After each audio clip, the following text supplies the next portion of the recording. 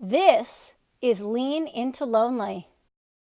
My name is Kate Milliken, and in 2006, I was diagnosed with MS. I was 35, single, and I couldn't walk, and I'll never forget how lonely I felt as I came to terms with my new normal.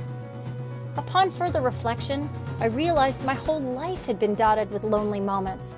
I was lonely when my brother got invited to a party and I didn't. I was lonely when I didn't get into my first choice college. I was really lonely when I got ditched at the altar 2 months before my wedding. And as a startup entrepreneur, now working to eliminate the problem of loneliness in chronic illness, I realized I'm still lonely. Instead of hiding from these moments, I'm taking the opposite approach. And this podcast blows open moments like these from people like you. This is Lean Into Lonely.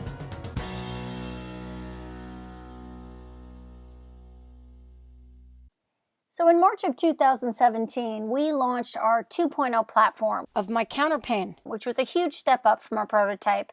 And it came with all of these really exciting features. And one thing I was excited to have built into the platform was the ability to message certain specific groups of our users. So for example, you could send a message specifically to people who are angry or for people that had anxiety disorder. You also could send a message all pending on where somebody lived according to state. So I had an idea that I was going to bring together people from the tri-state area who lived with MS. And I sent out an email and I offered the opportunity to have lunch on me. And I sent it to people who lived in Rhode Island and Connecticut and New Jersey and New York with high hopes. I had this grand vision that we would end up getting a group of people together, maybe who had been really lonely, who had been debilitated. They would rally for the free lunch. There'd be lots of fellowship, and it would just be a magnificent MyCounterpane moment. So I sent that email out to 137 people.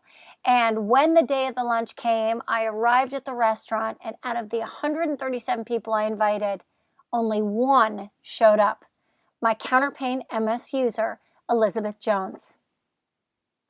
Elizabeth Jones, welcome to Leading Into Lonely. I am totally excited to have you. I have introduced you to our audience, as this magnificent party of one that showed up to an event that I thought that maybe I'd get, 15, 50, 75 people. And I feel like I want to start by asking you what made you decide to actually show up at that event? Well, I feel it's incredibly important. I don't understand how um, everybody doesn't share my feelings about that, but I feel there's great importance. I feel like there's a connection that needs to be made, and I want to be a part of it. I have preambled you by saying that you live with MS, and why don't you give us a little background about your MS story? Okay. I was diagnosed 15 years ago, actually now I realize it's 16 years ago. And I first had numbness, the bottom of my feet, and didn't think anything of it. It took me several months to realize there was a problem. And once I did, I soon discovered that I had MS. Um, I believe I was in denial for many years about it. So it was just recently, I would say in the past 4 or 5 years, that I have fully acknowledged that I have MS and really have started to have to deal with it. I use a walking stick, and I don't play tennis anymore.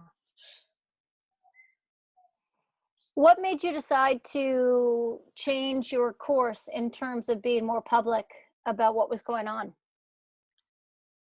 Uh, there was no turning back. There was a moment that I realized I had to say, I have MS. And it became easier.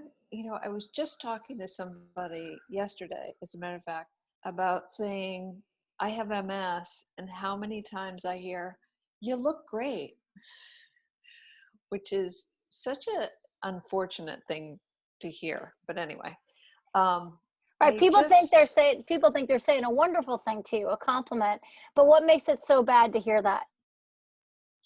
I think that it's hard to hear because I may look fine, but I'm not fine at all. And it's hard to relate to people that do not have MS to understand what it is to have MS. So, does that make sense?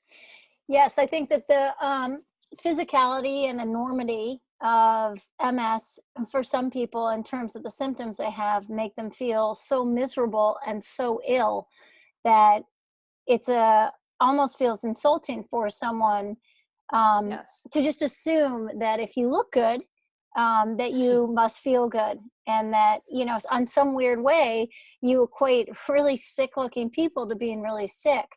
But the fact Right. is, in moments of your life, I think it's fair to say, in light of what I know about you, you are sick. Yes. Thank you. You're you're welcome. And you may look great, but you are sick. Yes. What Yes. moments for you in that, you know, you talked about you know, that moment of being like, I need to throw this out there. Was that moment for you a positive or a negative moment to kind of come clean about your MS? It did feel like a weight lifted off my shoulders, for sure. I, I hid it for years. I hid it throughout my career, and nobody knew. I landed great jobs.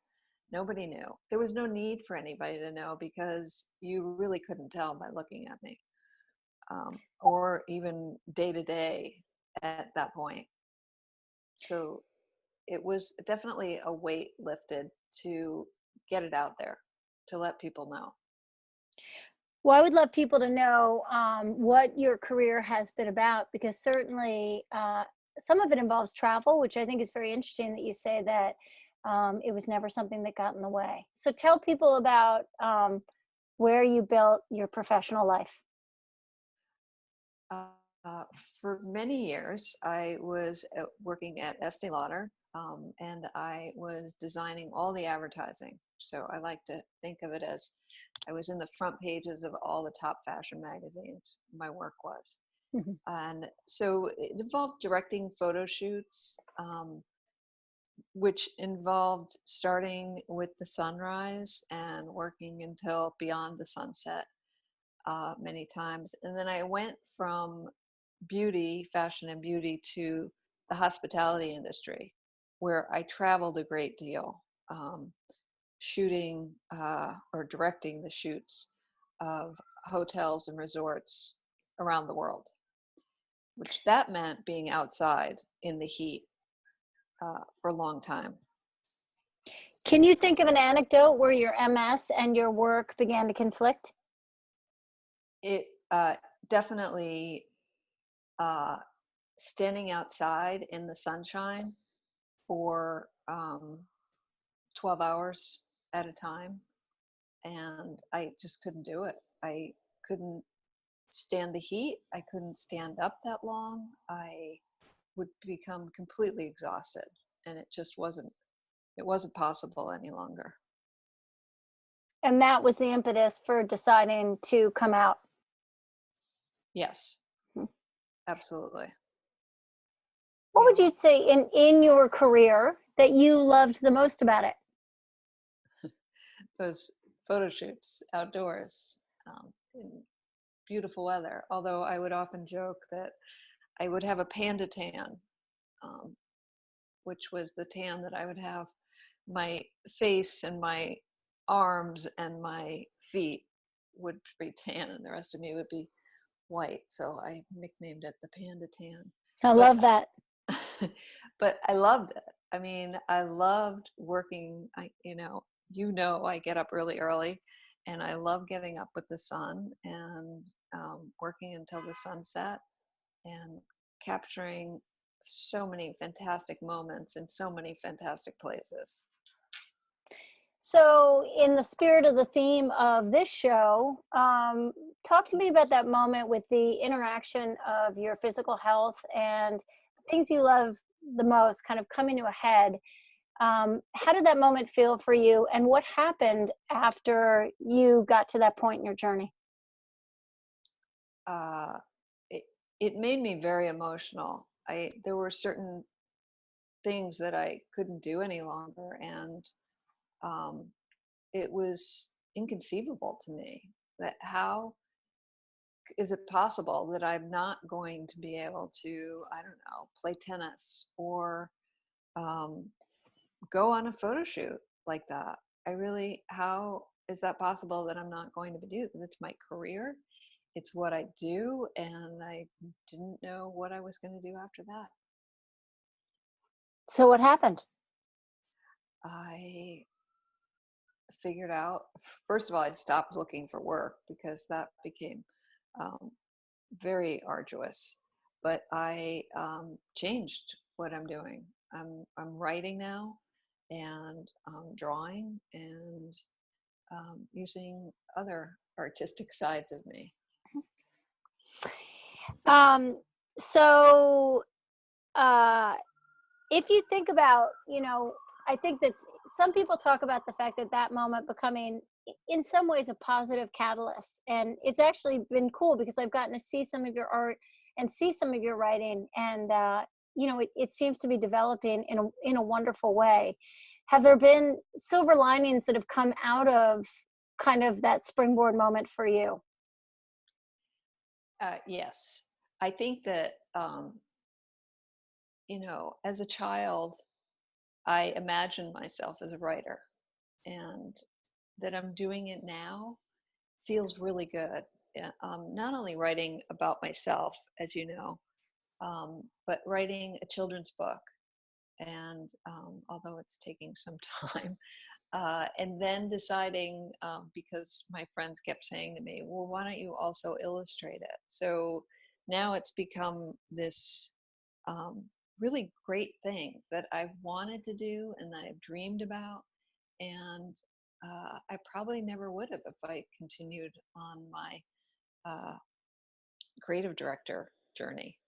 And now it's given me this wonderful opportunity to have the time to write.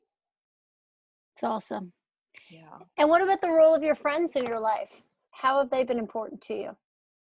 Um, they have been super important. It's so interesting because just today I spoke with a friend that I haven't spoken with in a while, who, first of all, hired me at Estee Lauder originally, and later came out and told me that she had MS, which is how I ended up with the doctors that I originally started with.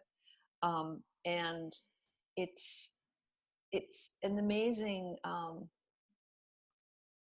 it's amazing the support that I have always gotten from my friends, um, from Michelle, who I said hired me, and my friend, my dear friend Kimberly, who I've known for over 30 years, whose mother had MS, um, and my friend Chris, Chris, whose father has MS, and Actually, that's a great, I just want to say what a wonderful cosmic moment that was that you brought me into, which is Chris Sanders is an incredible photographer that Elizabeth worked with for a long time. And he's gone on to build himself an incredibly successful career. And as a startup entrepreneur, Elizabeth knew that I needed photos and needed a new headshot. And she pitched Chris on this idea of helping us out, and Chris came to my house, and we had this incredible day of everyone on Team MyCounterpane getting a beautiful shot and taking these kind of, really casual shots of everyone together, and all because of his father having MS and making a choice to do that for Elizabeth, who was lucky yeah, enough to spread that, and how those moments, I think, really bring you together in such a kind of intangibly wonderful way. yes, I agree. And Chris is, traveling the world. I traveled with Chris for 4 months, and it was amazing. We, became uh, really great friends, and he's just a great guy. So he was there, and I've said to him, I said, you would never have known that I had MS, right? And he said, well, Ha. there were a couple times that maybe, and there probably were, but I kept just shoveling them under the rug, I Well, suppose. what I enjoyed was watching you guys. There were some kind of creative decisions that needed to be made, and it was almost as if you guys were back in your habit. Like Chris Yeah, kind of went to you and asked you questions, and it was pretty cool. yeah, It was really great. yeah. He's someone I was always very in sync with. The real story behind my going on that shoot for 4 months. It was supposed to be split between two creative directors, and the client just said they only wanted me because Ooh, they saw the connection that Chris and I had. I think that had a lot to do with it, wow! other than my being super talented. But Of course, of course, Elizabeth, and that talent still shows, for sure. So, in the spirit of the show, the whole idea of yeah, leaning into lonely, where yes. does loneliness come in your life? Uh, I would say it comes in not. I would say being single, not having a partner, not having someone um, to be there for me or for me to be there for. Um, it's uh, it's lonely. There are moments where I am completely crushed and I just fall apart, feeling incredibly lonely. I would say my day to day, I'm good. I'm a happy, glass half full kind of gal, and um, but I do have those moments of complete loneliness. And when they happen, I'm aware from being aware of now being a friend of yours, Yes. being aware of one or two. Um, you know, w- how does one in that moment get yourself out of it? Because Um, one thought I yeah. thought was, wow, there's something really powerful about acceptance, right? Hmm. Of accepting, like, this is where you are today. And I think that, yesterday you and I were lucky enough to go to a conference that was being held by Tish and Saad Sadiq, who does a forum for people living with MS. Um, and us getting to be together, and kind of one of the things that somebody got on stage about was talking about that whole concept of negative thoughts, right? That you can let yourself go down a rabbit hole, um, Hmm. of thinking permanent, this is the way it's going to be. And I certainly remember, having been single for 13 years, of that feeling of just being like, it's over, I'm never going to, you know it's the end. And then you throw in a very slowly, if progressing at all, but knowing the kind of threat of progression, it can be a Yes. scary place to be in your brain. So talk about what that's like and how you get out of it. Uh, yeah, it's interesting. I go back and forth between I'm great. I am happy to spend the rest of my life alone. I'm good. I have so many great things in my life going on that who needs a partner? And then I feel I'm a true romantic, and I would love to share so many moments um, with someone else. And I think that there are times where, like I said, I have complete breakdowns, and I let myself do it, first of all.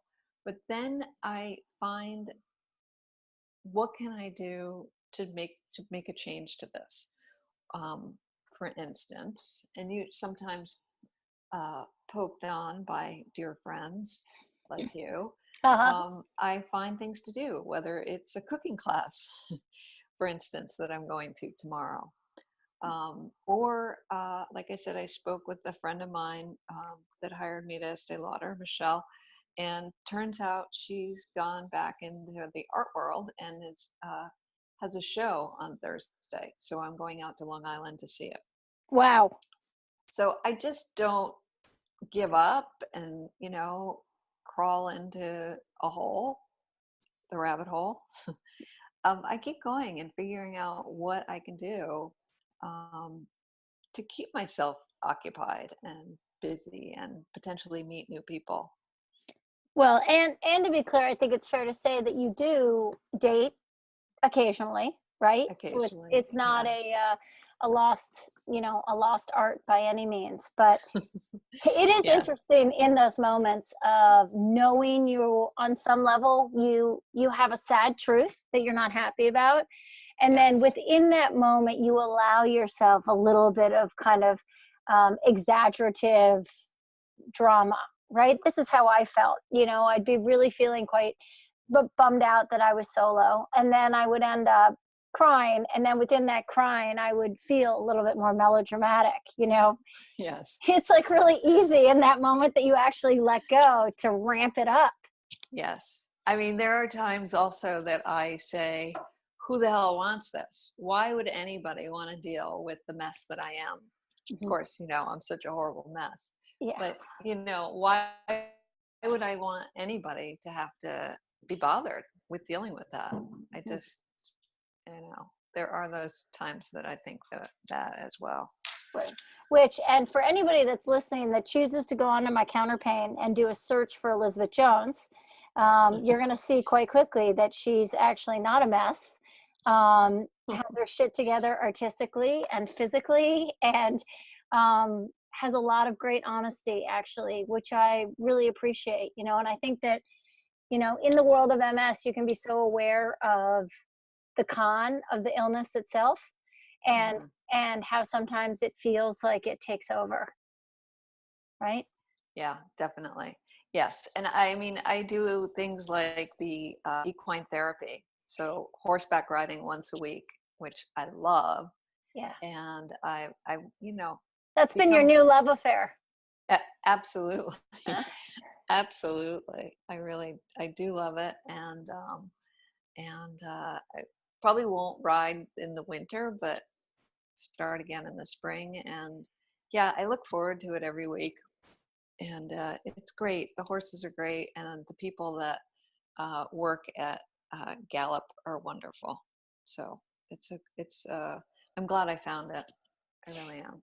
Yeah, I think those whole worlds opening is really powerful. So Yes. before we end this piece, I want to commit you to making a My Counterpane Moodifier post about your cooking class and what happened, because Okay. we're recording this on October 23rd. The cooking class is on October 24th. And Yes. for those of you that are interested in meeting Elizabeth or hearing more about her story, please go to mycounterpane.com, search Elizabeth, and there's a way you can go to her mood graph and search October 24th to find out what happened. Okay. Yes. That sounds good. I can't wait. And at the very least, we're going to get, ideally, we're going to get this amazing moment of somebody new that may be interesting that you met. And at the worst case scenario, we're going to get a beautiful picture of food. And I'm really looking forward to it. Yes. Yes. That's awesome. Elizabeth, Okay. thank you so Good. much for being a guest on our podcast. And to all viewers out there, go to mycounterpane.com and let's keep leaning into the lonely. Okay. Later. Later.